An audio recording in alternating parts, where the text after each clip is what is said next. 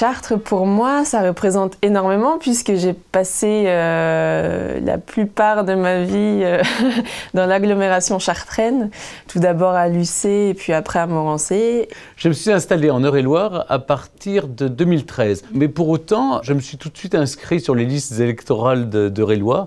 C'est vous dire que je me sens du cru en quelque sorte. Je me suis installée à la fin des années 80 et j'ai mis 2 ans tout de suite à écrire ce livre sur la cathédrale qui s'appelle La femme en pierre. Je cherchais un local de répétition et de fil en aiguille, en allant jusqu'à la porte d'Orléans, j'ai finalement trouvé un local de répétition qui était dans une galerie marchande entre un restaurant vietnamien et un club échangiste. Et je suis monté dans le train et j'ai trouvé une maison formidable dans un lieu vraiment charmant. Et pour le même prix que ce sous-sol qui était humide. Et alors je me suis dit, mais je suis bête, pourquoi pas pousser un peu plus loin et aller là-bas pour faire de la musique. Et finalement, c'est devenu un lieu de vie que j'apprécie mais énormément. La cathédrale, moi, m'a toujours impressionnée. Je disais, quand j'étais petite, ça a été vraiment la chose qui m'a marquée directement le plus. Oui, voilà, je me pose mille et une questions sur cette cathédrale. C'est la question des bâtisseurs, c'est comment ils ont fait. Est-ce qu'on voit vraiment la cathédrale de Chartres de partout où on se trouve? Et j'ai comme un sentiment d'exaltation, même quand je suis sur l'autoroute et que je vois au loin se dessiner les flèches de la cathédrale de Chartres. Et puis ce que j'aime aussi à Chartres, j'ai beaucoup été voir les ateliers de restauration ou de fabrication des vitraux. Le vitrail de Chartres, le bleu de Chartres, quelque chose qui me touche. Donc c'est vraiment pour moi l'un des attraits de cette ville. Vous savez, quand on aime le patrimoine, on aime Chartres. Il faut profiter du fait d'aller visiter la cathédrale pour voir toutes les rues avoisinantes, s'intéresser aussi à d'autres parts de notre histoire. Quand vous êtes à la préfecture, par exemple, il faut évidemment se recueillir devant le souvenir de Jean Moulin. Les agriculteurs ont monté des petits théâtres dans les granges et donc ils se jouent des pièces en même temps qu'à Paris pratiquement, et avec des très bons acteurs, dont certains locaux. Et j'adore aller à ce genre de spectacle. Et quelquefois, j'ai bien envie d'en faire, moi aussi. Mon association s'appelle Kélina. Nous, on œuvre pour le développement du secteur de la santé et de l'éducation au Bénin.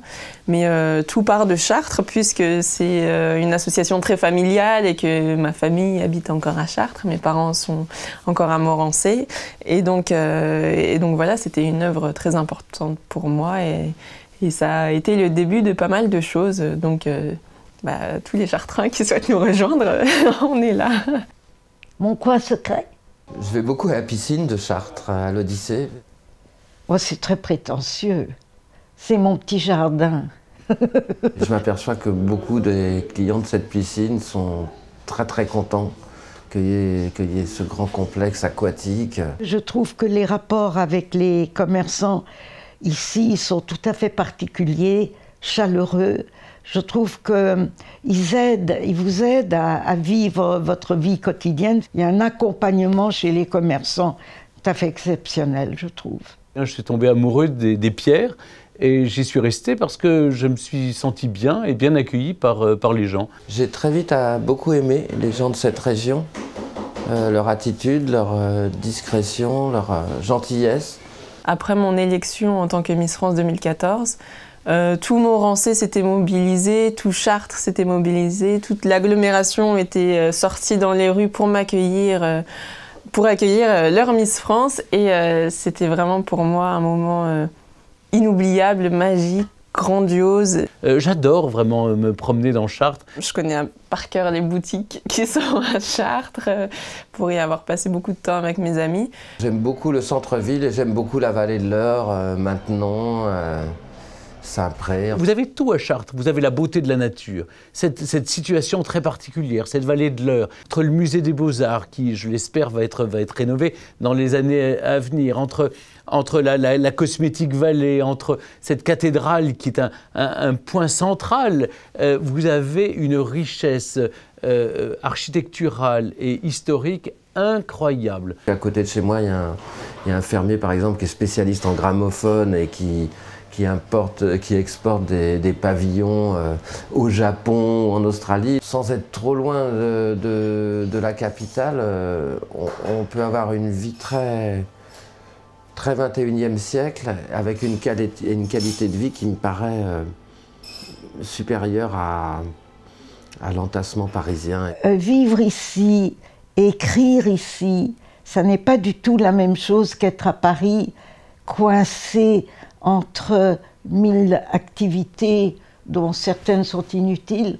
Et donc j'ai compris ce que ça voulait dire, vivre. Le centre-ville, avec ses rues piétonnes, son énorme parking en dessous, je trouve que c'est assez réussi ça aussi, parce qu'il y a un passé très fort et il y a un modernisme très actif. Le développement économique ne va pas à l'encontre de la préservation de son patrimoine historique. Ça, pour moi, c'est essentiel. En ce début d'année 2016, je souhaite à tous mes amis chartrains une bonne et heureuse année. Et surtout, ayez conscience que vous avez là un patrimoine extrêmement riche qu'il faut préserver. C'est un peu notre pétrole à nous. Donc il faut défendre ce patrimoine pour aller plus loin, ce qui n'empêche pas le développement économique que je souhaite prospère pour chacun d'entre vous. Je ne suis pas entrepreneur, quoique vous avez bien eu raison de vous installer à Chartres.